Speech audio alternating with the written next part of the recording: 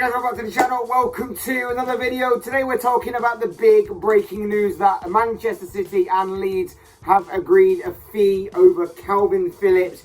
It looks very much likely that Phillips will be swapping Leeds for Manchester City this summer, and that he will be soon to be unveiled as the newest addition to the Manchester City squad. We're going to be talking all about this big breaking news. We're going to be talking about what it means for Phillips, what it means for Manchester City, what it means for Leeds themselves. But before we go any further and talking about all of that, I would like to remind you all to please like the video and also subscribe if you're new. Both things always and forever be greatly appreciated. But for now, let's talk about this big breaking news story, because this is pretty much huge. The news comes from one David Ornstein, very reliable, top tier journalist, of course, who went on to Twitter to state, exclusive, Man City have reached agreement with Leeds to sign midfielder Kalvin Phillips, 42 million plus 3 million, I'm assuming add-ons, with Darko Gyabi joining Leeds separately for 5 million fixed. Clubs now in process of finalising deal for 26-year-old England international to join City.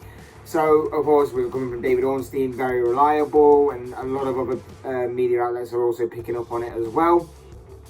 So, yeah, this is big news. We knew, obviously, of City's interests. We knew that City were looking for more of a defensive midfielder. Obviously, with Fernandinho's departure this summer, it was clearly a position that City were looking at to try and reinforce, to try and get some cover. Rodri is the only known defensive midfielder in that squad right now, so it was kind of obvious that City would identify that as an area that they needed to target, to try and strengthen in the summer. And obviously they were looking into some various midfield options, but Kalvin Phillips' name seemed to be top of that list. And obviously, once you hear that Manchester City are interested in you, they very rarely miss out on a target, and that is of course what has happened here, in the sense that obviously Leeds were facing an uphill battle to kind of keep hold of their star midfielder. But Manchester City kept on pushing, and obviously, like I say, Leeds were facing a losing battle in that aspect. So it was kind of obvious that this probably would happen in the end. City very rarely miss out on their transfer targets when you consider the manager they have, the squad they have, the way that they're challenging for trophies, and the way they conduct their transfer business in general. They very rarely miss out on these kinds of targets, and that's exactly what has happened here once again. For me, for looking at Kalvin Phillips, he represents a solid defensive midfielder, which is obviously, like I say, what City were looking for. That's been a big star in that Leeds team, that's seen them obviously rise to the Premier League in the past few years and remain there. Phillips has been a very big part of that squad through the Marcelo Bielsa reign. In Leeds, obviously getting back into the Premier League and staying there and everything. Phillips has been one of the key components and key parts of that kind of machine, if you like. And it was only a matter of time before a big team came knocking. He was always sort of head and shoulders above the rest. He was always talked about. It could be that he's English and he has that kind of English factor to him, which makes us see him better than what he may be, or something along them lines. But I think you are getting a very, very good defensive midfielder that is going to be going to Manchester City here. And obviously, not only has he helped Leeds rise in the past few years, but he himself has obviously risen and gained more notoriety within the game and everything. He's got into the England squad in the process.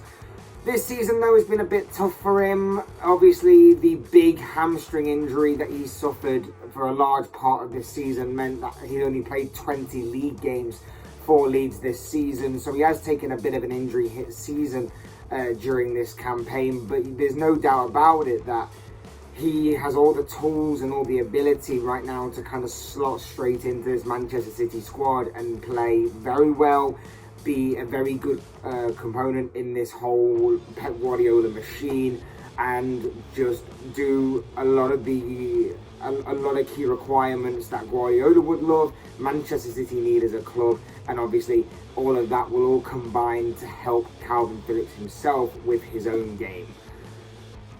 Bielsa demanded a high work rate when he was at Leeds, and Phillips kind of replicated that. Phillips was kind of the poster boy of that, for that high work rate. He also required a strong level of discipline, a strong level of intensity, and a high rate of instruction into the intricate details of how he wanted to set up and how he wanted his tactics to play out on the pitch.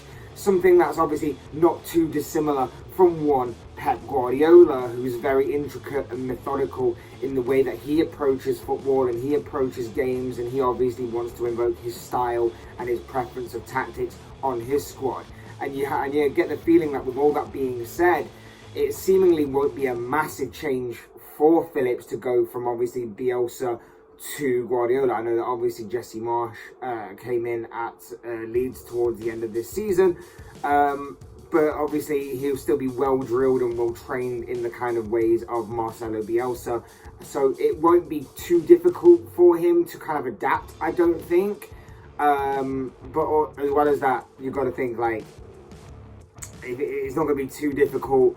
He can slot straight in, and he will obviously have that kind of already quality and ability, and I'm sure that that is kind of the things that City have highlighted when putting together this kind of package or profile on Kalvin Phillips, as to why he was top of their shopping list, so to speak. For Phillips himself, it's a chance to obviously elevate his own game, get better, continue to play better and evolve, and obviously that's going to come when you're playing under a better manager in Pep Guardiola. You're going to be around better players, playing with them, and of course you're going to be on bigger and better stages, mainly of course the grandest stage of them all, the Champions League. He won't offer a great deal in terms of goals or assists too much, but that's not his game. That's not what he's known for. His game is all about the sort of dirty side of it, the tackling side, the reading of the game, the high energy, the pressing, the interceptions, the keeping the ball moving and keeping it very simple and looking for quick counter-attacks when they need. If you can chip in with the odd goal or two, which obviously in a Manchester City team that's going to be dominating the ball and dominating possession, dominating the attacking areas of a game, then obviously his goals may actually start to increase a little bit. But like I say, that's not the main reason why City are buying him. City are buying him for all of those kind of key attributes away from just goal scoring or assisting. It's all about putting a tackle in. It's all about reading the game, intercepting, breaking up play where possible, and obviously then looking to bring the more creative players of City's squad into the game and into the forefold. So that's basically what Phillips is going to be bringing to this Manchester City team. Add to the fact that he's also 26 years of age, so he's a long-time investment. Still got plenty of years ahead of him, as well as being English, so that also helps with the Premier League side of the requirements and the rules and regulations in regards to the squad side of things. And as well as that, he's obviously and clearly Premier League proven. He's shown it at Leeds. He's obviously been a rising star for that club, and a Premier League rising star at that as well for the club. So this will all help him with this transfer. It will all help the club with this transfer. It's all these kind of things that have all come together to put this profile on Kalvin Phillips together, and like I say, is why, in my opinion, he fits in straight away with the City squad, and why I think that City have obviously put him or gone after him and gone and pursued him in this way. In my opinion, he fits in. He would fit in terms of the position, his ability, his talent, and he may not need that kind of first season under Guardiola or Manchester City to get under his belt before he starts to show what he really can do. You think of players in the past of Guardiola signings such as Rodri, Riyad Mahrez, Bernardo Silva. They all kind of needed time to sort of bed in a little bit as they didn't quite hit the ground running to begin with. I don't think that Phillips will have too much of a problem with that. We of course saw it happen with Jack Grealish last season. He needed time to bed in. Maybe this season we may start to see more of the Jack Grealish that we saw at Aston Villa. Obviously, maybe not, but I don't see too much changing for Phillips in terms of what he's being asked to do at Leeds in comparison to what he's going to be doing at Manchester City. Of course, there'll be a bit more instruction, there'll be a bit more of an advancement and a change of pace a little bit, but I don't think it'll be all that much different from what Leeds were doing with him to what City will be looking to do with him. But we've got to talk about this as well. I think he'll also bed in off the pitch as well. Obviously, there's no league adjustment, so there's not that to worry about. But I think also he's got a good core of English players within that City squad already that can help him bed in. You look at the likes of Kyle Walker, John Stones, Jack Grealish, obviously, that I mentioned, and for the time being at least, Raheem Sterling. Good core of good English players that, of course, Phillips will have known a lot of and got to know a lot of in the past few years, having obviously connected with the England squad and everything. So I think that he will bed in on and off the pitch, and it will be a very good signing for Manchester City in general. But we've got to talk about Leeds. We've got to talk about Leeds a little bit here because, unfortunately for them, like I said, they were always going to be facing a bit of an uphill battle on this one. They were always going to be facing a losing battle at that on this one, with how fast he was rising in his profile in the Premier League and in the game itself. He obviously was a big part of Leeds' squad, as I mentioned, and it was only a matter of time before a big club came calling for him. There was obviously a lot of speculation and a lot of rumours in the past couple of years, but now the time has come for him to move on and for obviously someone to kind of pounce on this deal. And of course, in this case, it is Manchester City. And like I say, they very rarely miss out on their targets. And here is another example. But obviously, the worst could yet to come for Leeds, because they lose a big star in Kalvin Phillips here, and then they're possibly going to lose another big star in Rafinha in the coming weeks or months, or however long the transfer window is on for.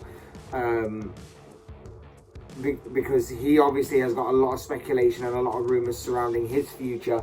So it could be a very, very tough window for Leeds, in which they lose two of their key players, two of their big players, and it would just be a question of who do they replace him with, how do they spend the money, how do they use that money effectively, and will they be able to kind of plug those gaps that them two are going to leave behind if obviously Rafinha does go. This one does seem to be pretty much done and dusted. Obviously, I don't see this deal falling through at all, so I think that this one we can pretty safely assume is going to be going ahead with no questions or problems asked or said or anything of that nature.